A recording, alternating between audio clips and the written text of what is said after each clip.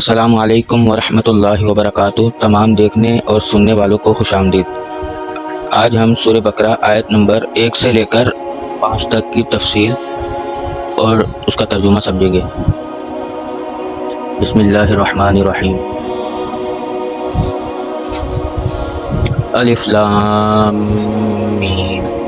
تفسیر: یہ ایسے حروف مقطعات ہیں جن کا حقیقی معنی اللہ ہی جانتا ہے۔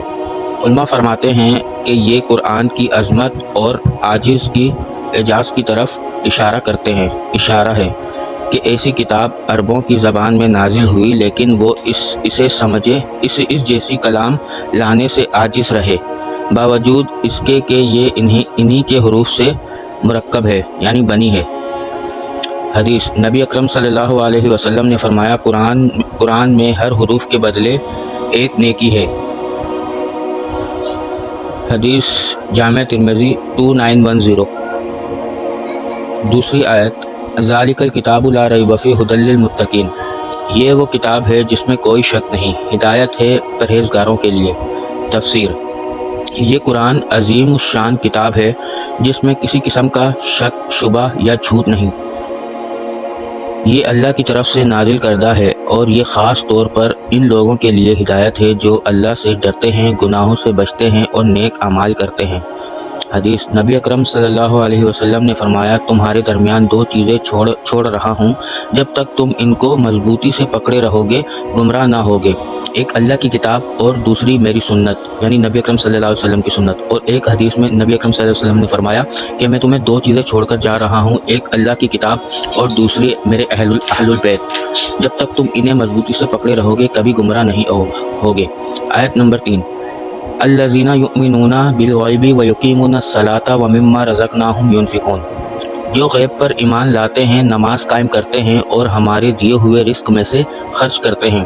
تفسیر: غیب پر ایمان اللہ، فرشتے، جنت، جہنم، قیامت وغیرہ پر بغیر دیکھے یقین کرنا۔ نماز قائم کرنا، نہ صرف نماز پڑھنا بلکہ اس کے تمام ظاہر اور باطنی آداب کے ساتھ وقت پر باجماعت ادا کرنا۔ رزق میں سے خرچ کرنا، زکوٰۃ، صدقہ اور اللہ کی راہ میں خیرات کرنا ہے۔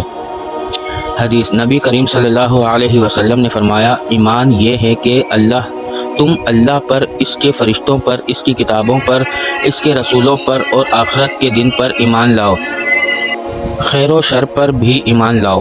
صحیح مسلم۔ حدیث نمبر 8۔ آیت نمبر 4: والذین یؤمنون بما انزل الیک وما انزل من قبلک وبالآخرۃ ھم یوقنون۔ اور جو لوگ ایمان لاتے ہیں اس پر جو آپ پر نازل کیا گیا اور جو آپ سے پہلے نازل کیا گیا، اور وہ آخرت پر یقین رکھتے ہیں۔ تفسیر: یہ وہ لوگ ہیں جو نہ صرف قرآن پر بلکہ سابقہ آسمانی کتابوں پر جیسے تورات، زبور اور انجیل پر بھی ایمان رکھتے ہیں، بشرط یہ ہے کہ وہ اپنی اصلی حالت میں ہو، اور آخرت پر پختہ یقین رکھتے ہیں، یعنی وہ آخرت کے ہر مرحلے، قیامت، حساب کتاب، جنت، جہنم پر مکمل کامل ایمان رکھتے ہیں۔ حدیث: نبی کریم صلی اللہ علیہ وسلم نے فرمایا، عقل مند وہ ہے جو اپنے نفس کا محاسبہ کرے اور موت کے بعد کے لیے عمل کرے، اور عاجز وہ انسان ہے جو اپنی خواہشات کے پیچھے چلے اور اللہ سے امیدیں باندھے، یعنی اپنی مرضی کی زندگی گزارے اور اللہ سے امید یہ رکھے کہ وہ جنت چلا جائے گا، ایسا ہرگز نہیں ہوگا۔ آیت نمبر 5: اولئک من ربہم واولئک ھم المفلحون۔ یہی وہ لوگ ہیں جو سے ہدایت پر ہیں اور یہی کامیاب ہونے والے ہیں۔ تفسیر: جو لوگ پیچھے بیان کی گئی صفات پر پورے اترتے ہیں وہی اللہ کی طرف سے حقیقی ہدایت پر ہیں، اور اصل کامیابی دنیا و آخرت میں انہی کو ملے گی، جیسے جنت کا حصول اور اللہ کی رضا۔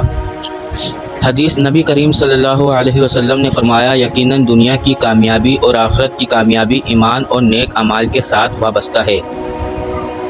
خلاصہ: سورہ بقرہ کی ابتدائی آیت میں اللہ تعالیٰ نے بتایا کہ قرآن ہدایت کی کتاب ہے، خاص ان لوگوں کے لیے جو ایمان، نماز، انفاق اور آخرت پر یقین کرتے ہیں۔